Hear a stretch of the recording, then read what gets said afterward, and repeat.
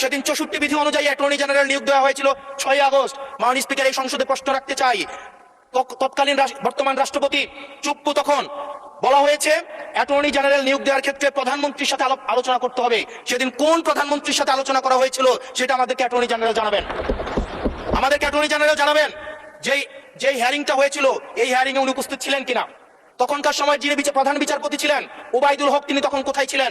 সেই রায়ের কপিটা আমরা দেখতে চাই। মাননীয় স্পিকার, আপনি যখন বেগম জিয়াকে 6 আগস্ট সর্বপ্রথম ছাত্র জনতা যখন সিদ্ধান্ত নিয়েছিল আর এক মুহূর্ত বেগম জিয়াকে কারাগারে থাকতে দিবে না, বেগম জিয়াকে রাষ্ট্রপতির আদেশের মধ্য দিয়ে বেগম জিয়াকে সেদিনই কারাগার থেকে যেই জুলুমের মধ্যে রাখা হয়েছিল সেটা থেকে ছাত্র জনতার রায়ের মধ্য দিয়ে সেখান থেকে বের করে আনা হয়েছিল। মাননীয় স্পিকার, যদি এই সংবিধানকে বাইবেল ধরে নেই, এই সংবিধানকে যদি গসপেল ধরে নেই, এই গসপেলের পুরোহিত অনুযায়ী যেভাবে ভ্যাটিকান সিটি চলে সেটা যদি আমরা ধরে নেই, তাহলে মাননীয় স্পিকার সেদিন বেগম জিয়া জেল থেকে বের হতে পারেন না। মাননীয় স্পিকার, সেদিন বেগম জিয়া জেল থেকে বের হয়েছিল অভ্যুত্থানের জনরায়ের ভিত্তিতে। মাননীয় স্পিকার, আপনারা বলছেন আপনারা ঠিক সেই জায়গায় আপনারা সংবিধানকে আপনারা মানছেন যেই জায়গায় সংবিধান থেকে আপনারা বেনিফিটেড হবেন।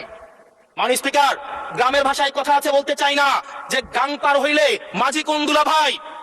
ছাত্ররা, আপনাদের নেতা কর্মীরা গত 17 বছর ধান খেতে ঘুমাইতে হয়েছে, ত্যাগ তিতিক্ষার মধ্য দিয়ে যেতে হয়েছে।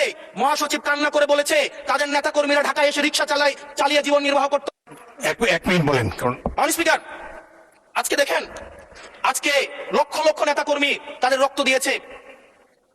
ফ্যাসিবাদ বিরোধী প্রত্যেকটি রাজনৈতিক দল, কোন রাজনৈতিক দলকে বিশেষভাবে আমি আলাদা করতে চাই না, ফ্যাসিবাদ বিরোধী প্রত্যেকটি রাজনৈতিক দলের রক্ত, শ্রম, ঘামের মধ্য দিয়ে এই হাসিনার পতন হয়েছে।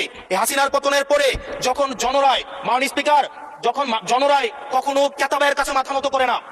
এটা ভ্যাটিকান সিটি নয় যে গসপেল অনুযায়ী দেশ পরিচালিত হবে। 68% জনগণ তারা সিদ্ধান্ত জানিয়ে দিয়েছে এই সংবিধানের যে বেসিক স্ট্রাকচারাল জায়গায় কোন জায়গাগুলোতে রিফরমেশন আনতে হবে। মাননীয় স্পিকার, আন্দালিবুর রহমান পার্থ সাহেব বলেছেন যে অর্ডারে নাকি সংবিধান সংস্কার পরিষদের গঠনটা নাই। উনি যদি একটু পরিশ্রম করতেন, জাস্ট একটা পাতা উল্টাইতেন, একটা পাতা পরেই বলা হয়েছে সংবিধান সংস্কার পরিষদ গঠন, যদি হেজযুক্ত। ধন্যবাদ।